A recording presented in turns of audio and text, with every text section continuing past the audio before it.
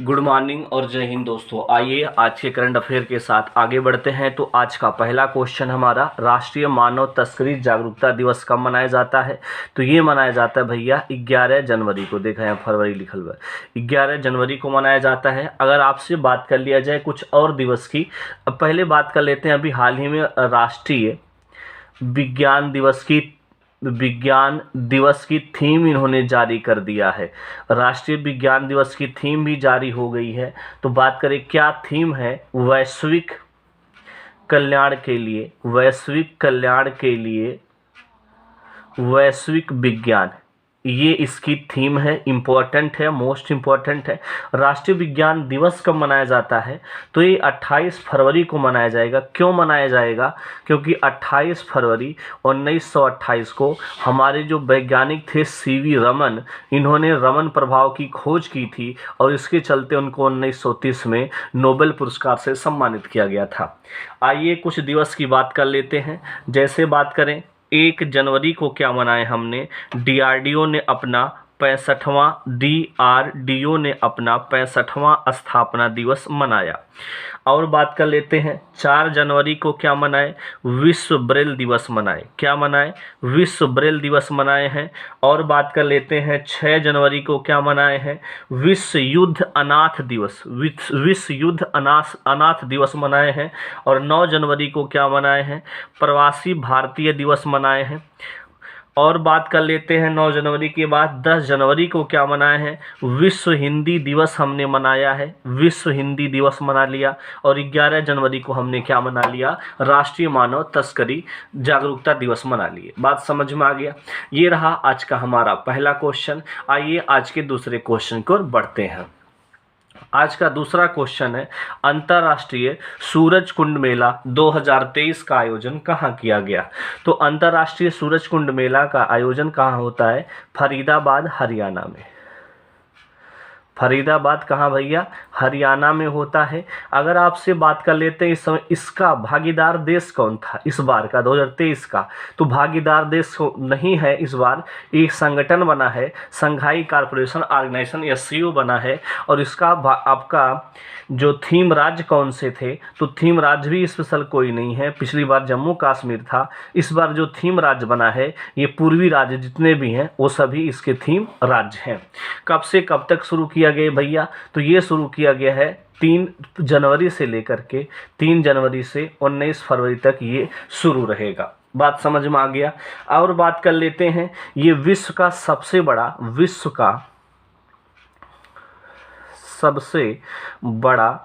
Theme, विश्व का सबसे बड़ा शिल्प मेला है। विश्व का सबसे बड़ा शिल्प मेला कौन सा है? यही है अंतर्राष्ट्रीय सूरजकुंड शिल्प मेला।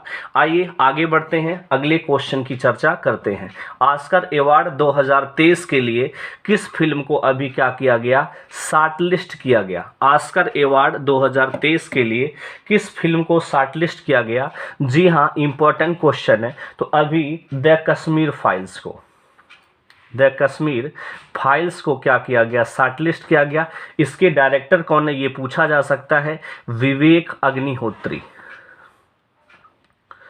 दूसरा बात कर लेते हैं, कंटारा फिल्म को भी क्या किया गया है? शॉर्टलिस्ट किया गया है। इसके डायरेक्टर कौन है? ऋषभ शेट्टी। और कंटारा फिल्म के बाद एक और छल्लू शो, जी हाँ, छल्लू शो को भी शॉर्टलिस्ट किया गया। इसके डायरेक्टर हैं पन्नलिनी, ये इसके डायरेक्टर हैं। और बात कर लेते हैं, त्रिपुर आर को भी शॉर्टलिस्ट किया गया है। इसके डायरेक्टर हैं एस राजमौली साहब। और एक फिल्म और है गंगूबाई काठियावाड़ा को भी शॉर्टलिस्ट किया गया है। और इसके जो डायरेक्टर हैं ये हैं संजय लीला बंसाली। बात समझ में आ गया? तो इतने फिल्मों को क्या किया गया है? ये शॉर्टलिस्ट किया गया है। किसके लिए? ऑस्कर अवार्ड के लिए। अगर आपसे बात किया जाए ऑस्कर अवार्ड की शुरुआत अगर पूछे कब हुई थी, तो ऑस्कर अवार्ड की शुरुआत 1929 में हुआ था। इसे द अकेडमी अवार्ड भी कहा जाता है।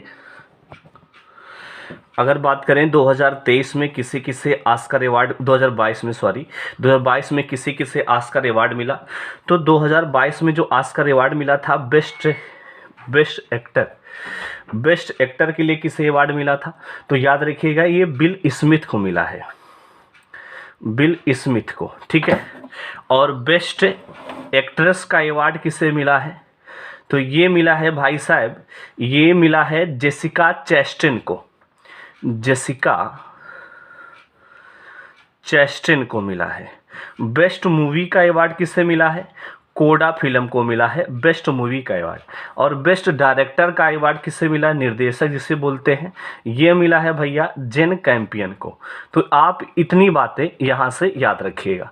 अगर पूछे क्या कोई भारतीय ऑस्कर अवार्ड पाई हैं, जी हाँ, 1983 में कौन, भानु अथैया ऑस्कर अवार्ड पाई हैं गाधी मूवी के लिए। और गाधी मूवी के लिए क्या, कस्ट्यूम डिजाइन के लिए। बात समझ में आ गया। तो ये रहा हमारा आज का तीसरा क्वेश्चन। आज के चौथे क्वेश्चन की ओर बढ़ते हैं। आईसीसी के अध्यक्ष किसे चुना गया, तो आईसीसी के जो अध्यक्ष थे पहले भी और आज भी, उनका नाम है ग्रेग बर्केले। इनको सर्वसम्मत से अगले 2 वर्ष के लिए आईसीसी का क्या चुना गया है, अध्यक्ष चुना गया है। आपसे पूछा जाए तो ये आप बता सकते हैं अगले 2 साल के लिए। बात समझ में आ गया। बात आई है आईसीसी की, तो आईसीसी की स्थापना 1909 में हुई थी, लेकिन इसका नाम उस समय कुछ और था, वो भी पूछ लेता है। अब क्या नाम था, तो इंपीरियल क्रिकेट कॉन्फ्रेंस, ये इसके पहले नाम था। तो 1909 से ये चलता आया, 1965 तक ये नाम रहा। 1965 में दोबारा इसका नाम बदला गया। अब क्या हो गया, तो 1965 में नाम हो गया इंपीरियल क्रिकेट कॉन्फ्रेंस की जगह पे क्या हो गया भैया, इंपीरियल की जगह पे इंटरनेशनल आ गया, इंटरनेशनल क्रिकेट कॉन्फ्रेंस हो गया। 1965 में इंटरनेशनल क्रिकेट कॉन्फ्रेंस हो गया। और फिर 1989 में इसका नाम दोबारा बदला गया, अब नाम हो गया इंटरनेशनल क्रिकेट काउंसिल हो गया। बात समझ में आया। ये इसके नाम है। पहले नाम था इंटरनेशनल क्रिकेट कॉन्फ्रेंस, फिर नाम हुआ 1965 में इंटरनेशनल क्रिकेट कॉन्फ्रेंस, और 1989 में जो आज का नाम है इंटरनेशनल क्रिकेट काउंसिल, ये नाम हो गया। बात क्लियर है। इसका हेडक्वार्टर, जो आईसीसी का जो हेडक्वार्टर है, ये भी बहुत इधर उधर हुआ है। तो ये कहाँ से क्या हुआ है इसको देखिएगा। ये क्या था, 1909 से 2005 तक लंदन था। कब, 2005 तक। और 2005 से कहाँ हो गया है इसका हेडक्वार्टर, दुबई हो गया है 2005 से। बात क्लियर हो गया। ये बातें आपको याद रखना है। ये हो गई हमारी आईसीसी के बारे में। अभी आईसीसी ने 3 प्लेयर को, कहाँ, 3 प्लेयर को आईसीसी हॉल ऑफ फेम में शामिल किया है। एक है अब्दुल कादिर, कौन है भैया, अब्दुल कादिर को शामिल किया है, जो पाकिस्तान के स्पिन गेंदबाज हैं। और किसको, शिव नारायण चंद्रपाल को शामिल किया है। शिव नारायण चंद्रपाल कौन है, तो ये हैं वेस्ट इंडीज़ के बल्लेबाज हैं। और बात कर लेते हैं चार्लोट एडवर्ड्स, एक क्या नाम है, चार्लोट एडवर्ड्स को भी आईसीसी के हॉल ऑफ फेम में शामिल किया है। ये महिला क्रिकेट टीम की हैं, इंग्लैंड की हैं, जिन्हें आईसीसी की हॉल ऑफ फेम में क्या कर लिया गया है, शामिल कर लिया गया है। आईसीसी के सीईओ पूछ लें तो जेफ एलार्डिस आईसीसी के क्या हैं, सीईओ हैं। ये भी आपको याद रखना है। तो ये रहा आज का हमारा चौथा क्वेश्चन। आइए आज के 5वें क्वेश्चन की ओर बढ़ते हैं। जी हाँ, आज का हमारा 5वां क्वेश्चन है, भारत ने किस देश के साथ यंग प्रोफेशनल स्कीम शुरू की है। तो याद रखिएगा, भारत ने ब्रिटेन के साथ यंग प्रोफेशनल स्कीम शुरू की है। ये यंग प्रोफेशनल स्कीम क्या है, इसमें कहा गया 18 से 30 साल का कोई भी डिग्री धारक आदमी, 3000 लोग 2 साल के लिए भारत से ब्रिटेन जा सकते और ब्रिटेन से भारत आ सकते हैं, बिजनेस करने के लिए, रहने के लिए, काम करने के लिए। बात समझ में आ गया। सॉरी।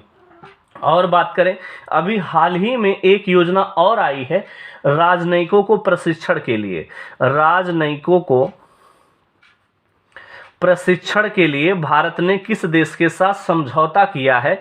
तो याद रखिएगा, भारत ने पनामा के साथ क्या किया है? समझौता किया है। तो यंग प्रोफेशनल स्कीम किसके साथ? भारत ने ब्रिटेन के साथ, और राजनयिकों को प्रशिक्षण के लिए पनामा के साथ भारत ने क्या किया है? समझौता किया है, साझा किया है। बात समझ में आ गया। अगला क्वेश्चन क्या है हमारा? अगला क्वेश्चन है हेनले पासपोर्ट इंडेक्स 2023। आइए हेनले पासपोर्ट इंडेक्स 2023 की बात करते हैं। सॉरी यार, इसमें फर्स्ट पे कौन रहा है? जापान रहा है। कौन भैया? जापान ये फर्स्ट पे रहा है। लगातार 5वीं बार या 5वीं साल ये क्या रहा है? फर्स्ट पे रहा है। और पिछली अगर आपसे बात करें, भारत इसमें कितने नंबर पे आया इस समय? 85 नंबर पे आया है। पिछली बार ये किसने नंबर पे 2022 में था, तो ये 87 नंबर पे था। 2 रैंक का क्या किया है? उछाल किया है। हेनले पासपोर्ट इंडेक्स जो है जापान की एक कंपनी है जो ये रिपोर्ट क्या करती है? जारी करती है। बात क्लियर है। एक और रिपोर्ट है जो पासपोर्ट से संबंधित है, जिसका नाम है आर्टन कैपिटल। आर्टन कैपिटल 2 रिपोर्ट आती हैं, एक आर्टन कैपिटल इंडेक्स पासपोर्ट इंडेक्स आता है और एक हेनले पासपोर्ट इंडेक्स आता है। तो आर्टन कैपिटल में भारत का रैंक कितना है? भारत 87 नंबर पर है। और फर्स्ट पे इसके अनुसार कौन है? जापान नहीं है, यूएई है, यूनाइटेड अरब अमीरात है। बात क्लियर हो गया। आइए आगे बढ़ते हैं। अगला क्वेश्चन हमारा है ऑर्डर ऑफ मेरिट अवार्ड 2023 से किसे सम्मानित किया गया? तो ऑर्डर ऑफ मेरिट अवार्ड किसका बेस्ट अवार्ड है, ये भी पूछा जाता है। सॉरी, तो ये किसे मिला है? तो सबसे पहले ये देखिएगा, ये मिला किसको है? ये प्रोफेसर वेंकी राम कृष्णन को मिला है। वेंकी राम कृष्णन को मिला है, भारतीय मूल के हैं और ये जो हैं विज्ञान के क्षेत्र में आपके योगदान के लिए इनको मिला है। और ये कौन दिया है? ऑर्डर ऑफ मेरिट अवार्ड है क्या? ये ब्रिटेन का सर्वोच्च अवार्ड है। और ये प्रदान किसने किया है? तो ब्रिटेन के वर्तमान राजा जो हैं चार्ल्स थर्ड, ब्रिटेन के वर्तमान राजा चार्ल्स थर्ड इसे क्या किए हैं? प्रदान किए हैं। विज्ञान में विशेष अहम योगदान के लिए ये अवार्ड दिया जाता है। ये पॉइंट आप याद रखिएगा। अगला यहीं बगलिए एक अवार्ड और लिखे हैं, गोल्डन ग्लोब अवार्ड 2023 किसे मिला? तो गोल्डन ग्लोब अवार्ड 2022 के लिए ये देखिए एक फिल्म के क्षेत्र में दिया जाता है और ये ऑस्कर के बाद दूसरा सबसे बड़ा फिल्म अवार्ड है। और ये किस गाने के लिए मिला? बेस्ट सॉन्ग का अवार्ड किसे मिला है? तो बेस्ट सॉन्ग का अवार्ड गोल्डन ग्लोब अवार्ड में किसे मिला? नाटू नाटू को मिला है। नाटू नाटू किस फिल्म का गाना है? RRR का गाना है, जिसके निर्देशक हैं एस राज मौली साहब। नाटू फिल्म की बात करें तो कंपोज किसने किया इस गाने को? तो कंपोज किया भैया एम किरावनी ने। एम किरावनी ने इसे कंपोज किया है। और गा दिया किसने इसे है? तो काल भैरव ने इसे गाया है। और एक नाम और आपको बता देते हैं, राहुल सिप्लीकुंज ने भी इसे क्या किया है? गाया है, दोनों मिल करके। बात क्लियर हो गया। आइए आगे बढ़ते हैं, अगला क्वेश्चन की चर्चा करते हैं। अगला क्वेश्चन है, यूएसए की ट्रेजरी विभाग ने किसे मुद्रा निगरानी से बाहर कर दिया? तो याद रखिएगा, भारत भी को बाहर कर दिया जो पिछले 2 साल से इसमें था। दूसरा बात करें, इटली को भी बाहर कर दिया, मैक्सिको को भी बाहर कर दिया। ये इंपॉर्टेंट क्वेश्चन है। तीसरा बार मैक्सिको के बाद थाईलैंड को भी बाहर कर दिया है। और एक देश और है, वियतनाम को भी क्या कर दिया है? बाहर कर दिया है। तो इतने देश को अमेरिका ने, ट्रेजरी विभाग ने क्या कर दिया है? मुद्रा निगरानी क्षेत्र से बाहर कर दिया है। यूएसए की बात आई है। यूएसए और कनाडा के बीच विश्व की सबसे लंबी अंतर्राष्ट्रीय सीमा बनती है। आपको बताना है कि उसकी लंबाई कितना किलोमीटर है। ये पॉइंट आपके कमेंट में हमें बताइएगा। अगला क्वेश्चन है, खेलो इंडिया यूथ गेम का 5वां संस्करण की बात करें, कहाँ शुरू हुआ? तो आपको पता होगा, मध्य प्रदेश में शुरू हुआ है। इसका क्या लॉन्च हो गया है? सॉरी यार, इसका शुभांकर लॉन्च हो गया है। इसके शुभांकर क्या है भाई साहब? तो इसका शुभांकर है आशा। एक कौन सा संस्करण है भैया? 5वां संस्करण है। तो पहला संस्करण कहाँ हुआ था? तो याद रखिए 2018 में नई दिल्ली में इसकी शुरुआत हुई थी। और इसमें टॉप पे कौन सा रहा है? हरियाणा टॉप पे रहा है। दूसरे की बात कर लेते हैं, 2019 में शुरू हुआ था, कहाँ? पूना में। टॉप पे कौन रहा? महाराष्ट्र रहा। तीसरी बात कर लेते हैं, तीसरा 2020 में शुरू हुआ था, कहाँ शुरू हुआ था? गुवाहाटी में शुरू हुआ था। टॉप पे कौन रहा? महाराष्ट्र राज्य रहा है। तीसरा के बाद चौथा कहाँ शुरू हुआ? तो चौथा भी शुरू हुआ है 2022 में हुआ, 21 वाला कोरोना की वजह से नहीं हो पा रहा था। तो ये कहाँ हुआ है? पंचकुला। और पंचकुला कहाँ? हरियाणा में। और टॉप पे कहाँ और कौन रहा? हरियाणा रहा। पांचवा संस्करण मध्य प्रदेश में शुरू हुआ है। ये बातें आपको याद रखिएगा। इसका शुभांकर क्या था? धाकड़ था। ये भी पूछा जाए तो आप बता सकते हैं। और बात कर लेते हैं, एक ठीक गेम होता है खेलो इंडिया यूनिवर्सिटी गेम। तो खेलो इंडिया यूनिवर्सिटी गेम की भी चर्चा कर लेते हैं। खेलो इंडिया यूनिवर्सिटी गेम, तो खेलो इंडिया यूनिवर्सिटी गेम का तीसरा संस्करण कहाँ होगा? यूपी में होगा। दूसरा संस्करण कहाँ हुआ था? पूछ ले, बंगलुरु में हुआ था, बंगलुरु में। और इसका शुभांकर क्या था? बीरा था। और दूसरे संस्करण का विजेता कौन रहा?